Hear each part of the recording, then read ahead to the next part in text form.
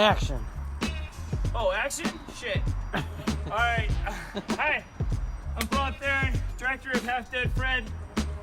This is day 14. We're digging a grave. My name is Jihad Choate, and I did pretty much all things sound. I was on production as the sound mixer and boom operator, and then I did post-production sound, and then also I'm the composer as well, too. Hey, I'm Derek Easley. I'm Megan Easley. And we're film producers, and for Half Dead Fred, we were co-producers on the project. Hi, my name is Chad Newsom, and I actually played a role in the film. My name was Brett. I was actually a bartender. I had a shotgun and everything, guys.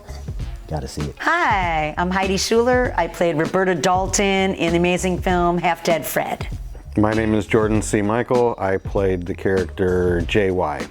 Hi, my name is Sarkis Bakalian. I'm the wardrobe manager for Half Dead Fred, and I did play a couple other characters, like a ghost and one of the teenagers that tried to break into an abandoned building.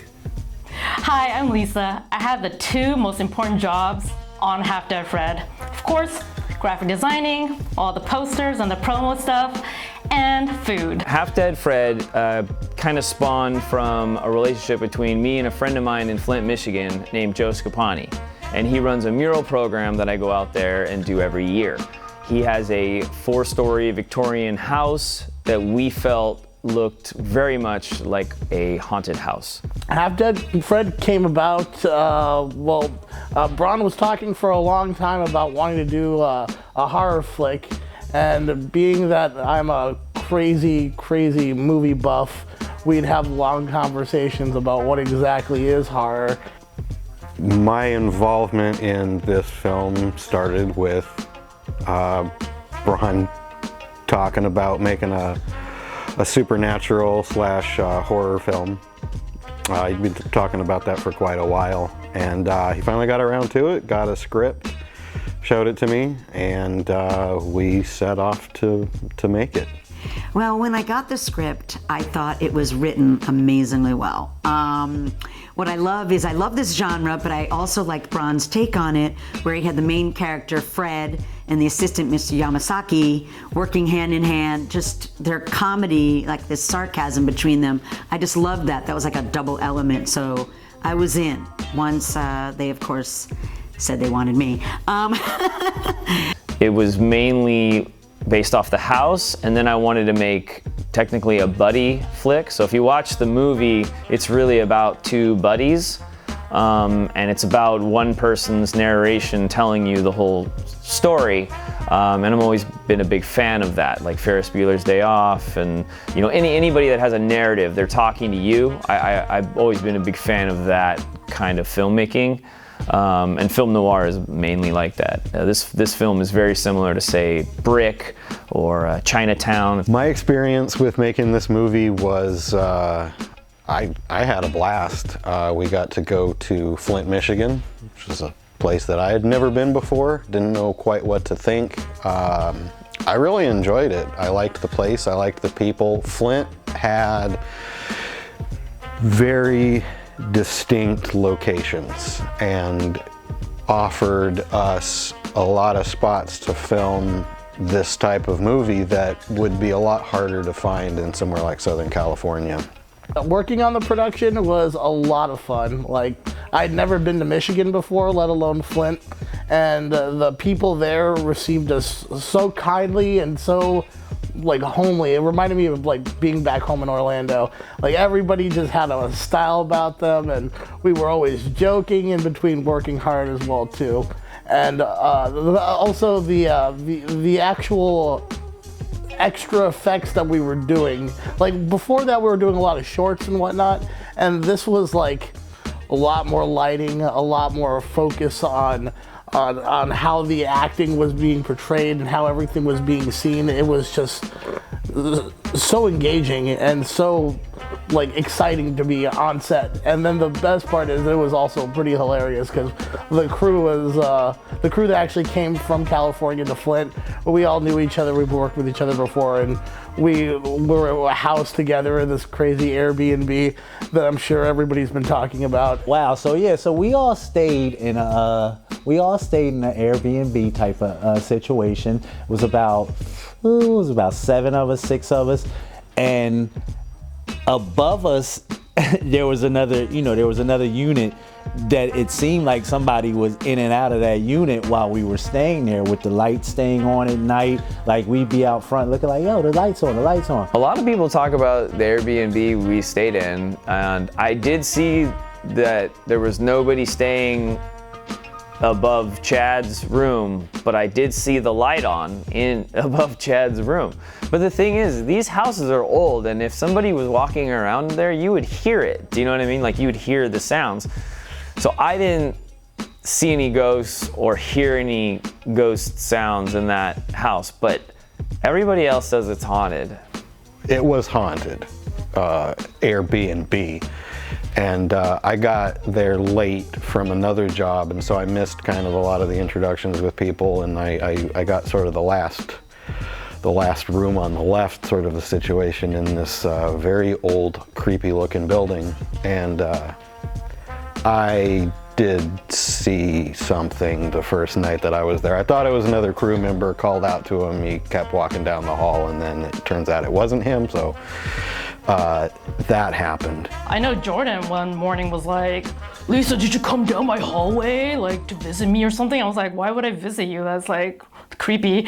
And he was saying that he saw a girl in his hallway walking away from his door, and I'm like, nope, I don't think it was me. It was probably Sarkis. So my inspiration for the sound design immediately occurred after reading the script. There's sections within the movie that I nicknamed the spooky scenes, where it usually showcases the house in Flint, and also Corn navigating himself, as well as our character Lin Lu navigating herself throughout the house and having assortment of jump scares and assortment of things moving around. So once I kind of had that idea, Bron always makes it really clear in his script, like, I need a big sound here, or there's a screech here. So that also helped me out ahead of time. That when we were actually on production, I had the opportunity of just watching the scene as is, and I didn't really need to boom anything. The only thing that I actually did was I kept the lav on Corn, because he has a tendency to verbalize a lot of his motions, so a lot of hms and hus and whatnot. I got involved with the film through knowing Bron Theron, the writer-director of Half Dead Fred. We know each other from a collective creative group. We're a part of all different kinds of people in the industry called We Make Movies. And he told me he had written this awesome script, and did I want to audition? And I said yes. I got involved with Half Dead Fred. Previously, I had no wardrobe experience before I started working with Bron Theron, the director. I worked on a web series called Real Acting prior to Half Dead Fred, and that was the first thing I had ever done wardrobe on. And because of that, Bron saw how I worked on that show, and he kind of just brought me on to do Half Dead Fred, and I was more than happy to work with Bron again on Half Dead Fred. We were just super excited to be a part of Half Dead Fred, because we knew that Bron was making magic and we wanted to be a part of it. And when we saw the film, we realized just that. The feeling, the action, the adrenaline, everything, it was great. It was great. And I'm not even an actor. I don't know how I let him talk me into that. That's awesome. This film was shot obviously in Flint, Michigan, and you couldn't get what we had in Flint, Michigan in Los Angeles. I don't know any architecture, any houses, anything that looks the same. Like I said before, our lighting crew was very good at creating that film noir look that we We replicated a little bit of it here. We did shoot 4 days in Los Angeles and 14 days in Flint, so we replicated some shadow work a little bit, but the look in Flint is far superior when you're going for this type of film. Guerrilla filmmaking. It lended itself to some interesting situations. We had, I remember that we spent the first day filming in a vehicle that we were driving around. It was going to be the car we were shooting in for the majority of the production, and it just died on me, like in the middle of the street in downtown Flint, and we literally abandoned it. I loved the buildings down there. There's a lot of beautiful history. They've got Victorian buildings, amazing locations. It was good. I really enjoyed shooting there. The people were really nice, and of course the crew that they got from Michigan, from Flint, were great. And talking about support, no matter what you're doing, having a teammate that supports you is almost the only thing that's important, because you can fail, and as long as you have your teammate, you didn't fail. I have a really strong teammate. Her name is Lisa, and she helps me out doing the graphic design, doing catering. When our location fell through in Flint, she got on the phone and booked another hotel right away to shoot at, no problem. She is a trooper, so that is probably the most important thing. The goals I had as a craft service or catering was to definitely get businesses to the locals out in Flint, Michigan. So I did a lot of research months in advance before the actual production of Half Dead Fred in Michigan. I was trying to get in contact with all these locals. I ended up going with Hoffman's Deco Deli, which awesome. Heath, you're the shit, basically. I got another Saginaw Spa, 501 Bar and Grill, T's Plentiful Salads over at the Farmers Market, Taboon, a couple of other chain spots like Famous Dave's, like Qdoba. But for the most part, we really wanted to focus on the local businesses out in Flint.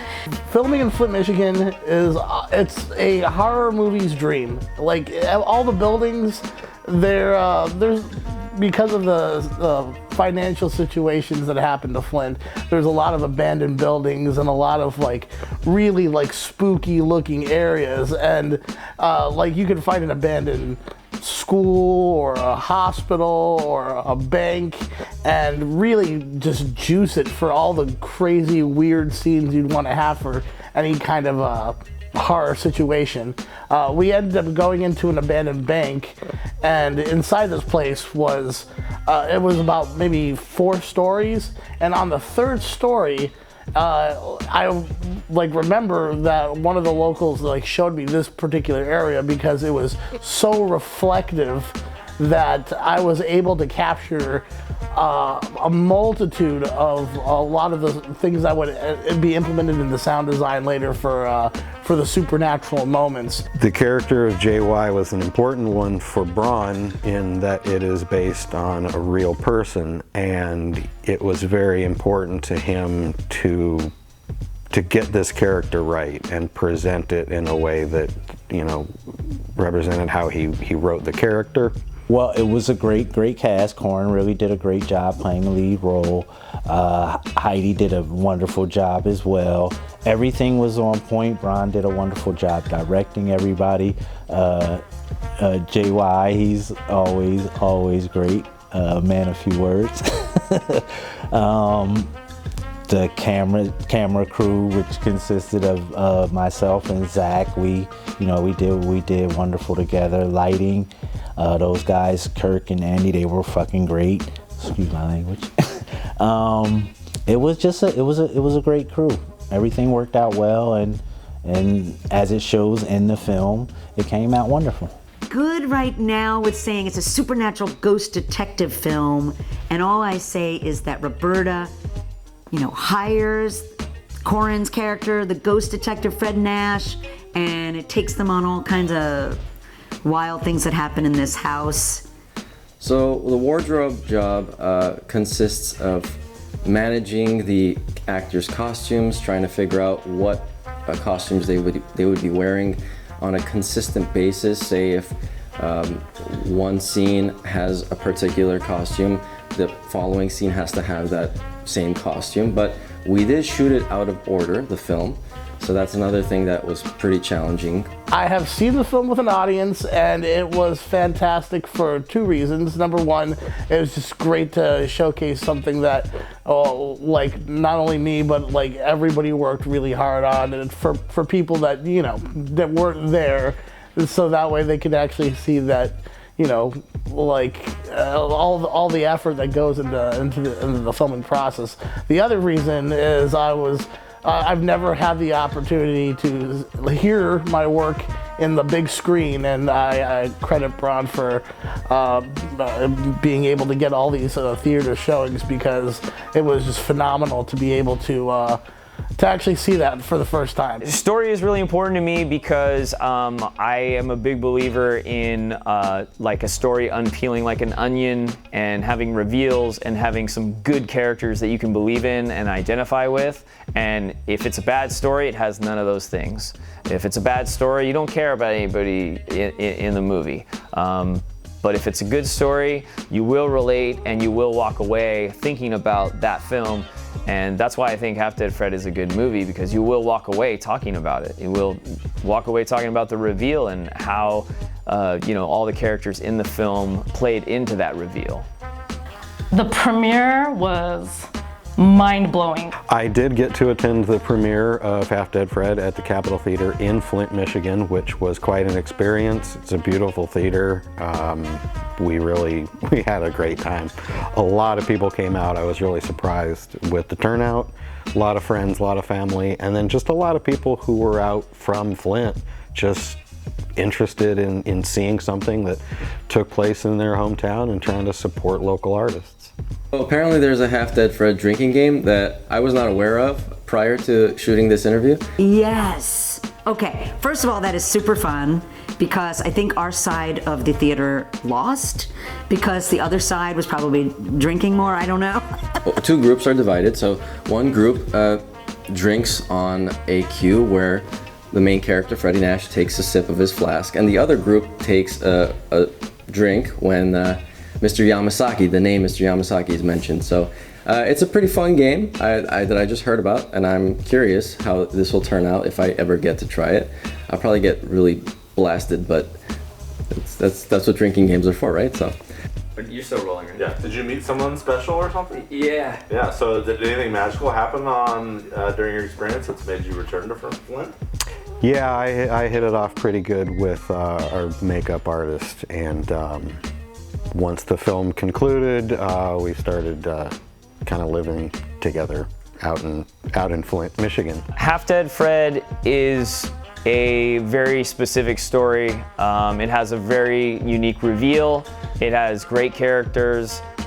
You will enjoy this film, and it's got a tone that I haven't seen in most other independent films.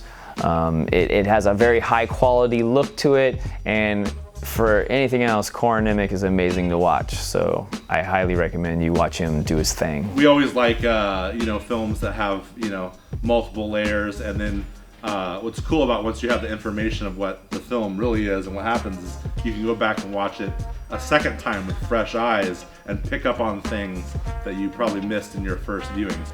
It's very important to support the indie film community because number one, if you don't, nobody else will. So it's not like it's money is flowing everywhere. There's these big budgets on all these indie films. No, indie film is grind and hustle.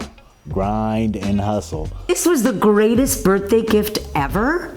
I have to say, this was one of the best shoots. Happy birthday, dear Heidi. Happy birthday to you. And many more. I just want to thank everybody that had something to do with the project, and I can't wait to see you on the next movie premiere, and I can't wait to play the drinking game that goes with the movie with you. Meeting the love of my life was nice, a bonus on set, because you usually just walk away with a paycheck and something for your highlight reel, and I found something so much better. Yeah. Well done. Let's go.